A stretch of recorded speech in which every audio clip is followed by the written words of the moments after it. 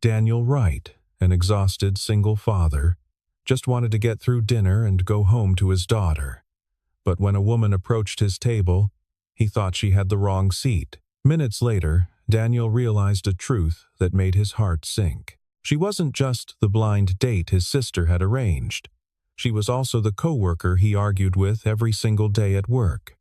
One forced dinner, one unavoidable hour, and one truth that could change both their lives. Daniel Wright's left eye twitched as he turned into the parking lot of Bella Notte Bistro. The lights of the restaurant cast a warm glow against the evening drizzle, promising romance and intimate conversations, neither of which he had energy for tonight. He sat in his truck for a moment, watching raindrops race down the windshield. His shift at Northeast Logistics Center had run 2 hours late because someone he suspected it was Sophia Nguyen from Quality Control had flagged an entire shipment for reinspection. Again, the woman had a talent for making his job harder, always citing some regulation, never considering that real people with real deadlines depended on those shipments moving on time. His phone buzzed. Emily, his younger sister. Daniel rubbed his face. He'd told Emily 100 times he wasn't ready to date. 7-year-old Lily was his priority, and between work and being a single father, he barely had time to sleep, let alone navigate the minefield of modern dating. But Emily had worn him down with relentless optimism, and his mother had joined the campaign. 1 hour, he muttered, checking his reflection in the rearview mirror. His hair was still damp from rain during lunch. The dark circles under his eyes told the story of too many sleepless nights comforting Lily after nightmares, too many mornings packing school lunches at dawn. He looked exactly like what he was. A 34-year-old man running on fumes. He stepped out into the cool April evening. The restaurant sat on a corner in downtown, its brick exterior wrapped in climbing ivy that glistened with rain. Through tall windows, he could see couples leaning toward each other over candlelit tables, their faces soft with affection or possibility. The sight made something in his chest tighten, not longing, exactly, but a dull ache for something he'd once had and lost. Inside, warmth hit him immediately. The air smelled of garlic, fresh bread, and something tomato-based that made his stomach growl. He'd skipped lunch to handle the shipment crisis. A hostess with a bright smile approached. "Good evening. Do you have a reservation?" "Right." "Table for 2. She scanned her list. "Ah, yes. Your date called ahead. She's not here yet, but your table is ready. Right this way." Daniel followed her through the maze of tables, acutely aware of his work boots against the polished floor, his flannel shirt among the button-downs and blazers. The hostess led him to a corner table with a good view of the entrance and the street beyond. A single candle flickered in a glass holder, casting dancing shadows across the white tablecloth. "Your server will be right with you. Can I start you with some water?" "Please." She left, and Daniel sank into his chair with a quiet sigh. He pulled out his phone to look at his lock screen, a photo of Lily from last weekend at the park, gap-toothed and laughing, her dark curls wild around her face. That smile was worth every exhausted moment, every sacrifice. He set the phone face down and looked around. The restaurant was busier than expected for a Thursday night. To his left, an elderly couple ate in comfortable silence, sharing a tiramisu. To his right, a younger pair talked animatedly, their hands gesturing as they debated something with mock seriousness. Everyone seemed to belong here except him. A server appeared, filling his water glass. "Good evening, sir. My name is Marcus, and I'll be taking care of you tonight. Can I get you something from the bar while you wait?" "Just water for now, thanks." "Absolutely. Let me know if you change your mind." Daniel checked his watch. 7:03 p.m. Emily had told him the woman's name was Claire, that she was a teacher, loved hiking, and was really pretty, but in a natural way, not intimidating. He had no idea what that meant. His phone buzzed. Lily, texting from his mother's house. Daddy, when you coming home? He smiled, despite his fatigue, and typed back. Late tonight, baby. Grandma's going to tuck you in. Be good. Love you. Love you more, came the instant reply, followed by 3 heart emojis. The warmth in his chest pushed back against exhaustion. This was why he did it all: the overtime, the arguments with quality control, the nights falling asleep on the couch in his work clothes. For her, he looked up to scan the entrance again and froze. A woman had just walked through the door, shaking rain from a navy blue coat. Even from across the room, even with her back partially turned as she spoke to the hostess. Something about her posture, shoulders back, chin slightly raised, sparked recognition. No, it couldn't be. But as the hostess gestured toward the dining room and the woman turned, Daniel's stomach dropped. Sophia Nguyen stood in the entrance, her dark hair pulled back in a sleek ponytail, her eyes scanning the tables.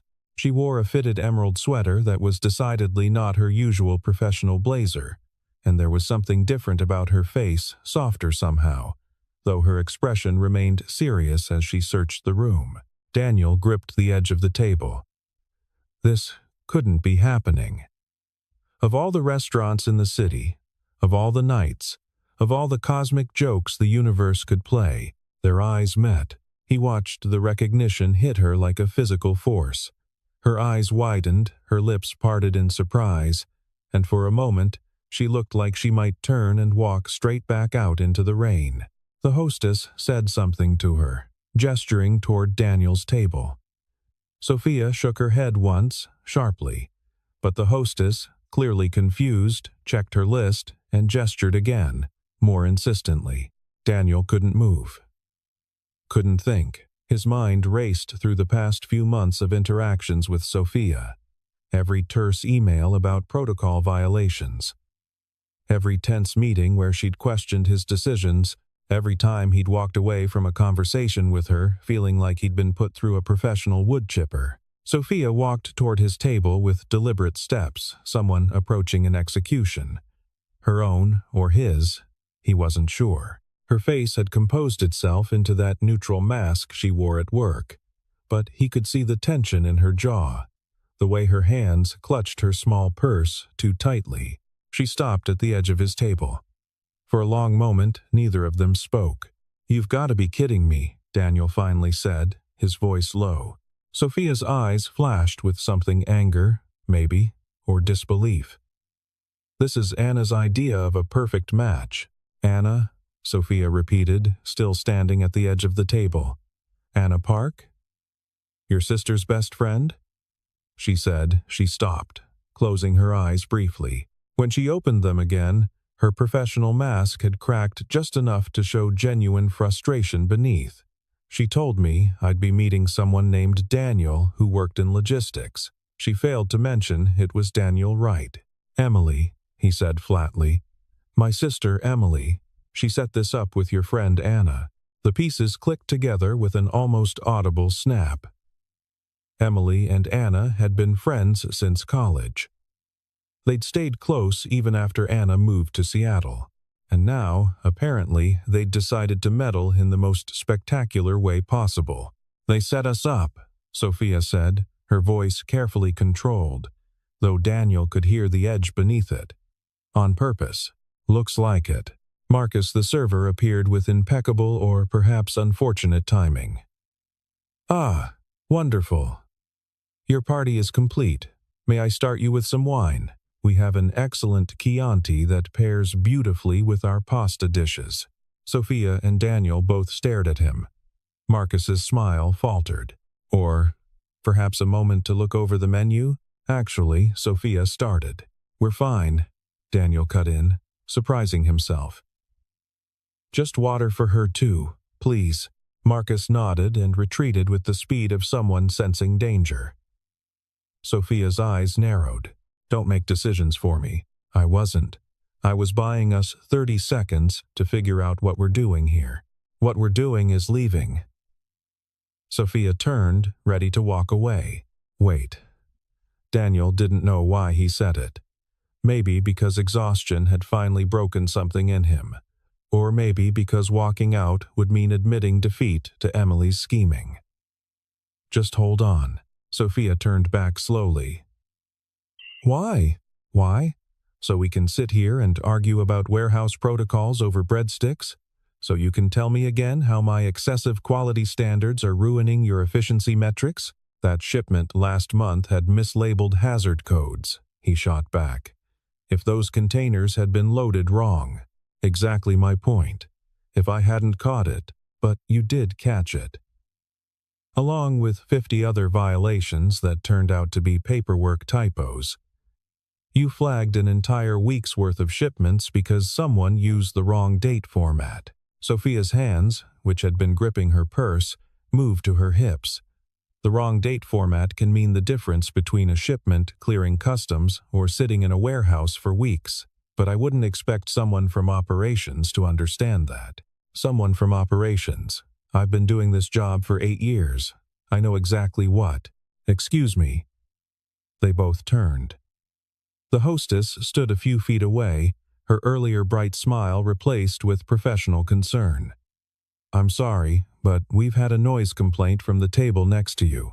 If you could keep your voices down, or if you'd prefer, we can move you to a more private area. Heat flooded Daniel's face. He glanced around and saw several nearby diners pointedly not looking at them, the universal sign of people who'd definitely been listening. The elderly couple from before had paused their tiramisu to watch the drama. We're leaving, Sophia said, quietly. Actually, Daniel heard himself say. We're staying. Sophia's head whipped toward him. What? He wasn't sure what possessed him. Maybe spite, maybe stubbornness, maybe just bone-deep exhaustion of being manipulated by well-meaning family. We're staying. We're going to sit down, order food, and get through this dinner like adults. Then we're going to go home and murder our respective matchmakers. I am not. 1 hour. He checked his watch. It's 7:15 now. We stay until 8:15. We eat something. We prove to Emily and Anna that their little scheme didn't work. And then we never speak of this again outside of work email. Sophia's jaw worked as she processed this. He could see the war happening behind her eyes, the desire to maintain dignity versus the desire to flee. Why would you want to stay? She finally asked. I can't stand the idea of my sister thinking she won, he said honestly. If I leave now, she'll just try again. And again. This way, I can tell her I gave it a shot. It was a disaster, and she needs to stay out of my love life permanently. Something flickered across Sophia's face, understanding, maybe, or recognition of a kindred frustration. She looked toward the door, then back at Daniel, then at the empty chair across from him. 1 hour, she said finally. 1 hour.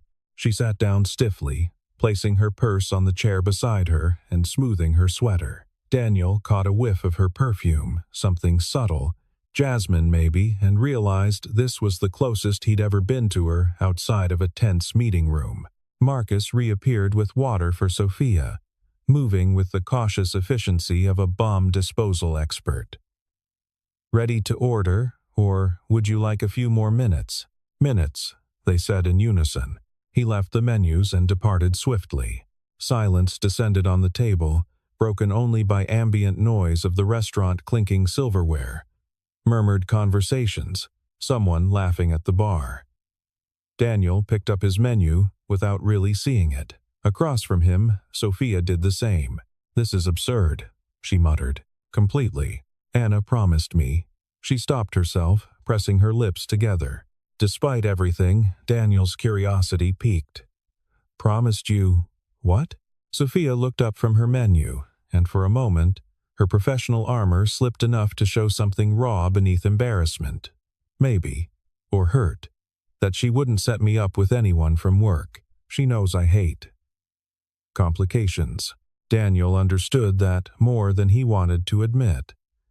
Emily promised me the same thing. Said it was someone who had nothing to do with my daily life. Yet here we are. Here we are. Sophia set down her menu. For the record, this isn't personal. At work, I mean. I'm not trying to make your job harder. Could have fooled me. I'm trying to do my job correctly. There's a difference. Daniel opened his mouth to argue, then closed it. He was too tired for this fight. And besides, wasn't that exactly what he'd told himself when he'd pushed back on her last quality hold? That he was just trying to do his job? Look, he said, we clearly aren't going to become friends tonight, but maybe we can call a truce for 1 hour. No shop talk, no arguments about shipping manifests or ISO standards. We eat, we fulfill our obligation to our meddling relatives, and we go home. Sophia studied him for a long moment. Then, surprisingly, she nodded. Truce. They picked up their menus again, this time actually reading them. Daniel scanned the pasta dishes, his stomach reminding him loudly that he'd skipped lunch. The carbonara here is supposed to be good, Sophia said quietly. He looked up. You've been here before? Once. For a work dinner last year. She paused. The ravioli was good too, if you like ricotta. It was the most civil thing she'd ever said to him. Daniel nodded slowly. Marcus returned, somehow sensing the de-escalation.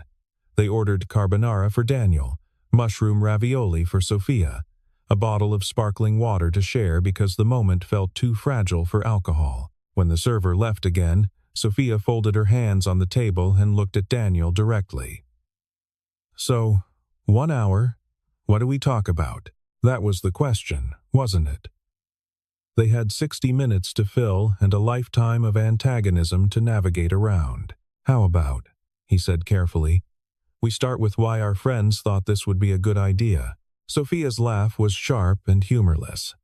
Anna thinks I need to loosen up. Her words. She's been on a mission to fix my life ever since her wedding last summer.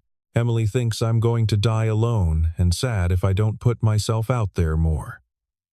He made air quotes. Never mind that I'm perfectly fine. Are you? The question came out before Sophia seemed to mean it to. She blinked, surprised at herself. Sorry. That wasn't. No, it's fair. Daniel leaned back in his chair. Am I perfectly fine? Probably not. But I'm functional. I'm managing. That counts for something. Sophia was quiet for a moment. Then, Anna doesn't understand that functional is sometimes the best we can do. There was something in her voice, a weariness that matched his own. Daniel looked at her, really looked at her, and saw for the first time that the woman who'd made his professional life difficult for months had the same shadows under her eyes that he did. So we're both here under duress, he said, both determined to prove our matchmakers wrong. Apparently. Well then. Daniel raised his water glass. To 1 hour of mutually assured survival. Sophia hesitated, then picked up her own glass. The corner of her mouth twitched, not quite a smile, but close. To survival. Their glasses clinked softly, and for the first time since she'd walked through the door, Daniel thought maybe they'd both make it through this dinner alive. The bread arrived a basket of warm focaccia with olive oil and balsamic vinegar. Daniel reached for a piece at the same moment Sophia did, and their hands nearly collided over the basket. They both pulled back. Go ahead, he said. No, you. I insist. Sophia took a piece with efficiency. She tore it in half and dipped one piece in the oil. Daniel followed suit, and for a moment, they ate in silence. I can't believe they did this, Sophia said suddenly. She'd set down her bread and was staring at the candle flame. Anna knew I didn't want to be set up with anyone from work. We had an entire conversation about it. When did she ask you? 3 weeks ago. She called me out of the blue, all excited about this great guy she wanted me to meet. Said he was stable, hard-working, good with. She stopped abruptly, her jaw tightening. It doesn't matter what she said. The point is, she lied. Daniel processed that. 3 weeks ago, that would have been right around when Emily had started her campaign. Emily started working on me about a month ago, he said. Subtle at first, asking if I'd thought about dating again, if I was lonely. Then she got more direct. He pulled out his phone and scrolled to Emily's messages. "Look at this." Sophia leaned forward, reading. Her eyebrows rose. "Daniel, you're going to die surrounded by shipping containers if you don't let people in." She has a flair for the dramatic. "Anna's friend is exactly your type. She's organized, responsible, and actually owns real furniture, unlike your sad bachelor apartment." Sophia looked up. "Your sister called your apartment sad. My sister has opinions about everything." He pocketed the phone. "Let me guess, Anna had similar things to say about your life?" A flush crept across Sophia's cheeks.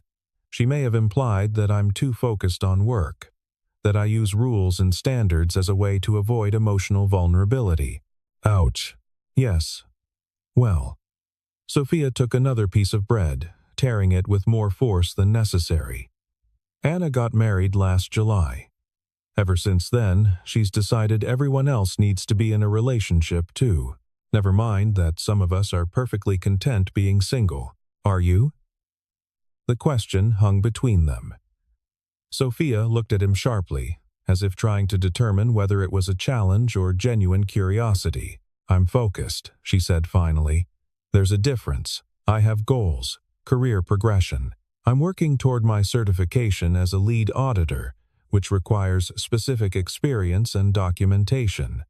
I don't have time for distractions, and relationships are distractions. In my experience, yes." Their entrees arrived. Marcus set down the plates with a flourish. Daniel's carbonara steaming with ribbons of pasta coated in creamy sauce. Sophia's ravioli arranged artfully in brown butter with sage and pine nuts. "Anything else I can get for you?" Marcus asked. "We're good," Daniel said. When the server left, they both picked up their forks. Daniel twirled pasta onto his and took a bite. The carbonara was rich and perfectly seasoned. Across from him, Sophia cut into a ravioli, and he caught the briefest flash of pleasure on her face as she tasted it. "Good?" he asked. "Very." They ate for a few minutes in silence, but it was different from the tense quiet of before. This felt more like mutual agreement than standoff. "Can I ask you something?" Sophia said eventually. "Sure. That shipment last month, the one with the hazard codes. Were you actually angry about the delay, or were you angry that I was right?" Daniel set down his fork. The honest answer required more vulnerability than he'd planned to offer tonight. But something about the way she'd asked direct but not accusatory made him consider it. "Both," he admitted. "The delay cost us a client deadline. My manager was furious. But yeah, part of it was pride. I'd signed off on those manifests. I should have caught the error." Sophia nodded slowly. "I wasn't trying to make you look bad. I know that now. But in the moment? It never is. Personal, I mean." She pushed a ravioli around her plate. "I learned early in my career that cutting corners, even small ones, leads to bigger problems down the line. My first job out of college," Sophia continued, "I worked for a small freight company. We had a manager who always pushed to move shipments faster, skip steps, fudge documentation. I was young and wanted to be a team player, so I went along with it." Daniel waited. Sophia's expression had gone distant, her eyes fixed on something beyond the restaurant. "One of those shipments caught fire in transit," she said quietly. "Improperly labeled lithium batteries. The driver was injured, second-degree burns on his hands and arms. The company got sued, lost their certification, went under within a year, and all of it could have been prevented if someone had followed protocol. Jesus. So when I flag something that seems minor, like a date format or a mismatched code, I'm not trying to be difficult. I'm trying to prevent the next fire." She looked at him directly. "I'm trying to make sure no one else gets hurt because someone decided efficiency was more important than accuracy." Daniel absorbed that. It reframed every frustrating email, every delayed shipment, every argument they'd had over the past 6 months. She wasn't the enemy, she was someone who'd learned the cost of mistakes in the harshest way possible. "I'm sorry," he said, "for assuming you were just being difficult for the sake of it. Sophia's eyebrows rose. Did you just apologize to me? Don't get used to it. The corner of her mouth twitched again, that almost smile. Noted. Daniel took another bite of carbonara. For what it's worth, I'm not actually opposed to following procedure. I know the rules exist for good reasons. It's just my job is about keeping things moving. When operations gets behind, everything backs up. Drivers wait. Clients complain. My manager starts asking why I can't solve problems faster. So you cut corners. So I try to find the fastest path that's still compliant. And sometimes I get it wrong. Sophia studied him. You know what Anna told me about you? When she was trying to convince me to come tonight. What? She said you were one of the good ones. Hard-working, responsible, dedicated. She said you'd been through a lot, but hadn't let it make you bitter. Sophia paused. I thought she was exaggerating, but maybe she wasn't. Daniel felt heat creep up his neck. She doesn't know me that well. Emily must have told her things. They're close, aren't they? Too close. They probably planned this whole thing together. Oh, definitely. Sophia pulled out her own phone and scrolled to a message thread. She turned it so Daniel could see. Look at this. Daniel read. So I have someone I want you to meet. Very responsible. Great family values. Works in logistics. Below that, you'll like him. He's a little rough around the edges, but in a good way. Real, honest. Rough around the edges? He said, slightly offended. In a good way, Sophia reminded him. There was the almost smile again. Though I'm not sure what that means. Probably that I showed up in work boots and flannel. I noticed. Should I be insulted? Depends. Are you insulted that I noticed, or insulted that I might judge you for it? Daniel considered. Both? Sophia actually smiled, a real one, brief but genuine. For what it's worth, I think the boots are fine. At least they're practical. High praise from someone who probably color codes her closet. I do, actually. By season and function. She saw his expression. Don't judge me. Wouldn't dream of it. They fell back into eating, but the atmosphere had shifted again. The walls between them weren't down, exactly, but they'd lowered enough that Daniel could see what might exist on the other side. His phone buzzed. Emily calling. He rejected it immediately. Let me guess, Sophia said. Checking in? Probably. She wants to know how it's going. Anna, too. Sophia showed him her own phone, which displayed several increasingly excited messages. She's asking if we've ordered dessert yet. It's been 30 minutes. She's very invested in our happiness. Daniel snorted. Is that what this is? Happiness? I think the word she used was connection. Sophia set her phone face down with more force than necessary. She's going to be so disappointed. Emily's going to be unbearable. She'll want a full report. What are you going to tell her? Daniel thought about it. The truth? That we sat here, ate our food, didn't kill each other, and went our separate ways. She won't accept that. She'll have to.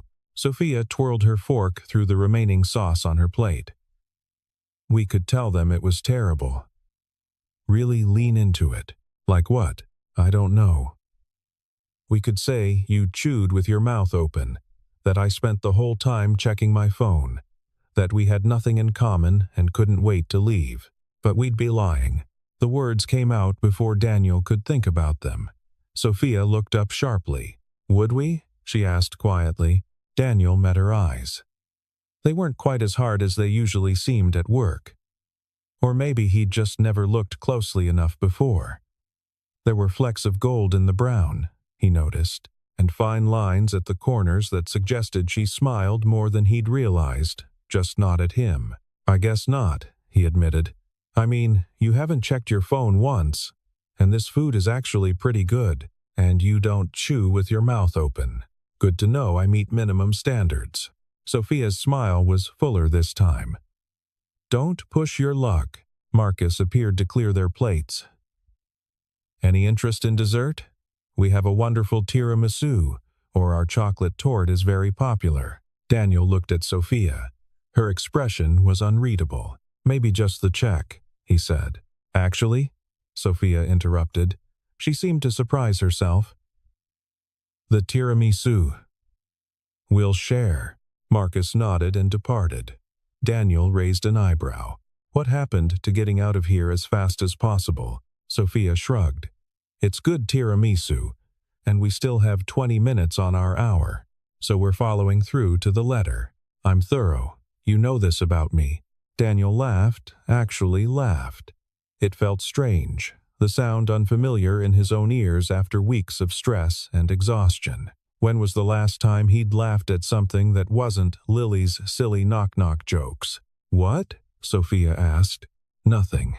Just, this is the weirdest night of my life. Mine too.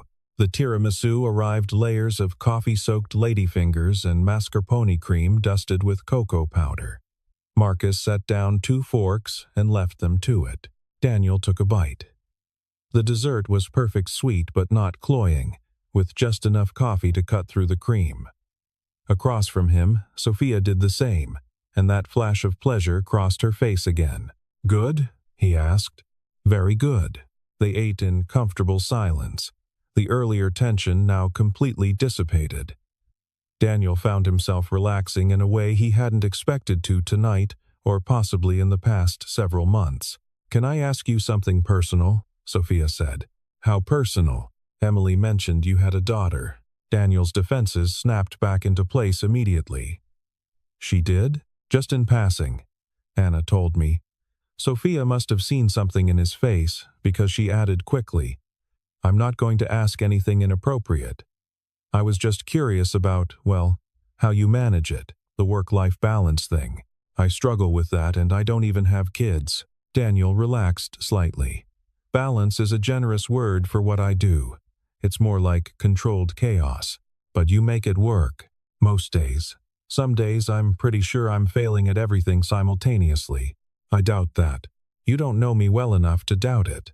Sophia set down her fork. I know you've never missed a deadline at work.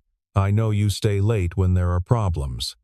I know the warehouse staff actually like you, which is rare for management. That counts for something. Daniel felt uncomfortable warmth. Yeah, well, the warehouse guys don't see me burning chicken nuggets at 2 in the morning because I forgot to set a timer. You make your daughter dinner at 2 in the morning? Sometimes she has nightmares. Food helps her calm down. He paused. That was probably too much information. No, Sophia said quietly. It wasn't.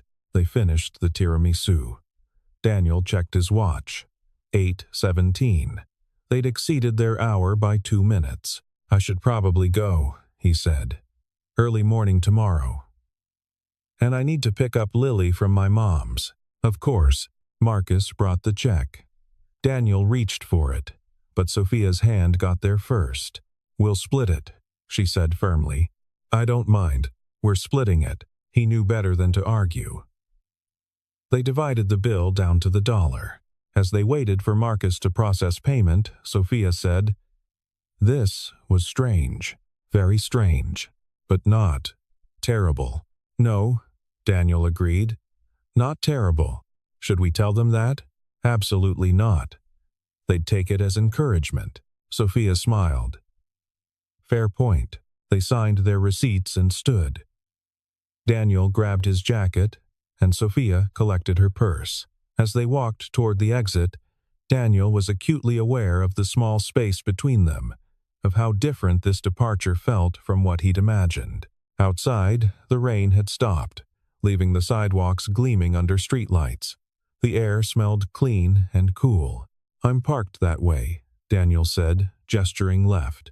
I'm right here. Sophia pointed to a silver sedan at a meter directly in front of the restaurant. Of course you are. Efficient to the end. It's a gift. They stood there awkwardly for a moment, neither quite sure how to end this. A handshake felt too formal. A hug felt too intimate. They settled for an uncomfortable half-wave. So, Daniel said. Monday at work? Monday at work, Sophia confirmed. Back to our regularly scheduled antagonism, maybe with slightly less animosity. Maybe. Sophia unlocked her car, then paused with her hand on the door handle. Daniel? Yeah? Thanks for staying. For the hour, I mean. You didn't have to. Neither did you. No. But I'm glad we did. Before he could respond, she got into her car and started the engine. Daniel watched her pull away from the curb and disappear down the street, her taillights blinking once at the stop sign before she turned and was gone. He stood there for a moment longer, processing. Then he pulled out his phone and saw 17 messages from Emily, each more excited than the last. He typed, "Date happened. Food was good. Don't ever do this again." Then he turned toward his truck, feeling lighter somehow despite the exhaustion still weighing on his shoulders. 3 weeks later, Daniel stood at the Northeast Logistics Center break room coffee machine when someone stepped up beside him. "Morning," Sophia said. "Morning." He poured his coffee. "Henderson shipment cleared yesterday. Thanks for the quick turnaround. Just doing my job." She paused. "There's a new place that opened on 4th Street.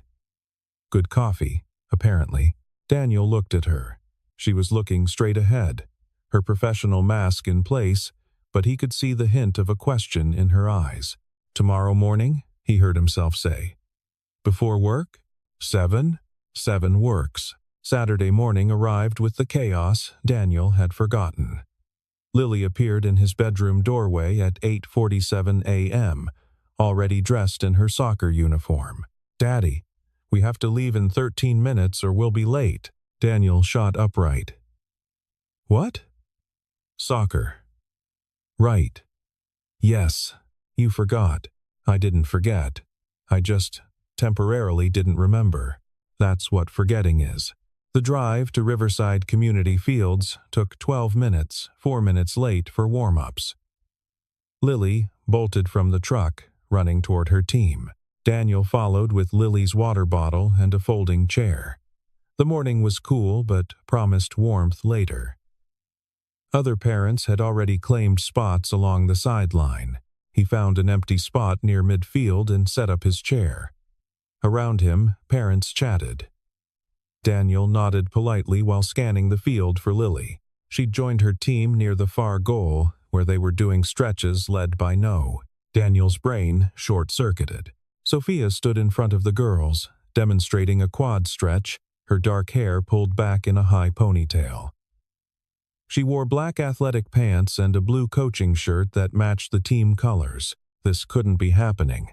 Sophia was Lily's soccer coach. How had he not known this? How had Lily never mentioned her coach's name? "Daniel?" He turned. Sophia stood 5 feet away, having crossed the field. She looked equally shocked. "You're," she started. "Lily's dad." He finished. "Yes, Lily." Sophia's eyes went wide. "Lily, right. I never made the connection. She's talked about you. About her coach. She loves soccer. She just never mentioned." He gestured helplessly. "I don't use my last name with the kids. Too formal. I'm just Coach Sophie." Sophia glanced back at the team. "This is complicated?" That's one word for it. A whistle blew. The referee was calling the teams together.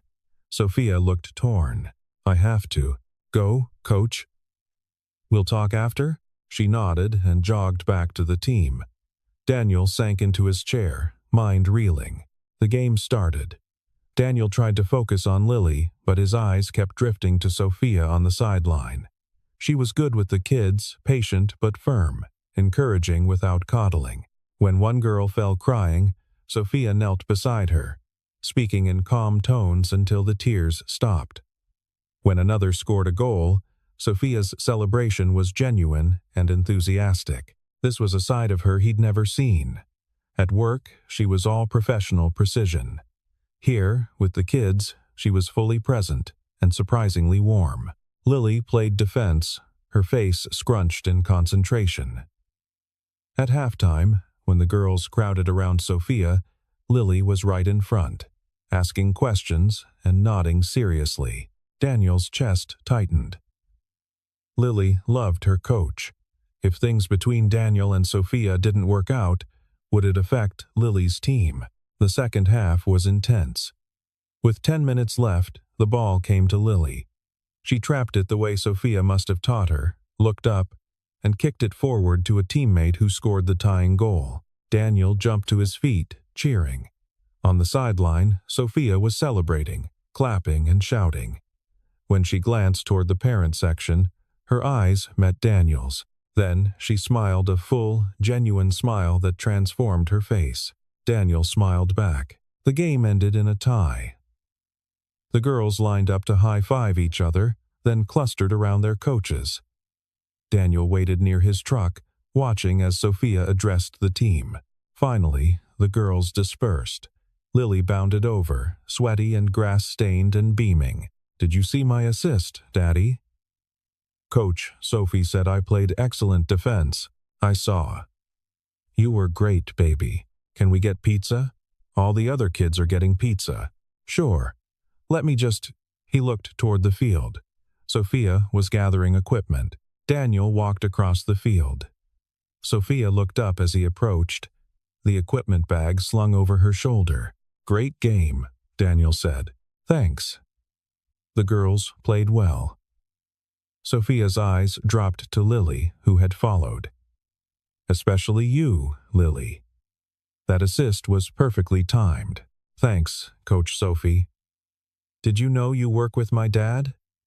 That's so awesome. Can you come to pizza with us?" Daniel and Sophia both froze. "Oh, I don't want to intrude," Sophia started. "The team always gets pizza after games," Lily interrupted. "At Marco's. Everyone goes. You have to come." "Lily," Daniel said carefully, "Coach Sophie might have other plans. Do you?" Lily looked at Sophia with the kind of hopeful expression that could break hearts. Sophia looked at Daniel, a question in her eyes. He could give her an out. Could suggest they talk later. Keep this boundary clear. But standing there in the bright morning sun, watching his daughter beam up at the woman who'd somehow become important to him, he found he didn't want to. "You should come," he said quietly. "If you want to." Sophia studied his face for a long moment. Then she smiled that full, genuine smile again. "Pizza sounds good." Marco's Pizzeria was chaos kids, running between tables, parents trying to maintain order. Constant din of conversation and laughter. Daniel found himself in a booth near the back, squeezed between Lily and the wall, watching as Sophia navigated the crowd of 7-year-olds vying for her attention. "Coach Sophie, sit with us," Lily had demanded. Before Daniel could intervene, Lily had dragged Sophia to their booth and shoved her into the seat across from them. Now they sat with 3 large pizzas spread across 2 tables the girls had pushed together. Lily and 3 teammates had claimed the adjacent table, which meant Daniel and Sophia ended up sitting across from each other with unexpected semi-privacy. "This is not what I expected when I woke up this morning," Sophia said. "Welcome to my life," Daniel replied. "Zero predictability, constant noise. Sounds familiar. I manage that at work. Except here the chaos comes with more sticky fingers." As if on cue, Lily appeared, her hands covered in pizza sauce. "Daddy, can I have money for the game machine? You haven't finished your lunch. I had 2 pieces. Eat 1 more, then you can play." Lily sighed but returned to the adjacent table. Sophia smiled. "You're good at that." "At what?" "The dad thing. Setting boundaries but not being harsh." Daniel shrugged. "I'm making it up as I go. Some days it works. She's a great kid." "She is, isn't she?" The pride in his voice was undisguised. They fell into comfortable conversation. Sophia told him about starting coaching 2 years ago. Daniel told her about Lily's soccer obsession. The afternoon stretched on more pizza, more games, more laughter. As families started to leave, Daniel realized he didn't want it to end. This moment, this afternoon where his 2 worlds had merged without disaster, felt important. Outside in the parking lot, As parents loaded exhausted kids into cars, Sophia walked with Daniel and Lily to his truck. "Thank you for inviting me," she said. "Thank you for coming." They stood in the late afternoon sun, the parking lot emptying around them. "So," Sophia said. Monday, coffee at 7. I'll be there. And maybe." Daniel smiled. "I'd like that." Lily called from the truck. "Daddy, I'm tired." "Coming, baby." "See you Monday." He watched her walk to her car, feeling something he hadn't felt in 3 years. Hope. Real hope that maybe there was room in his carefully controlled life for something good. As he drove home, Lily stirred in her car seat. "Daddy? Yeah, baby? I like Coach Sophie." "I do too. Is she your friend?" Daniel thought about the past 3 weeks, the coffee meetings, the conversations, the way she'd fit into his chaotic life.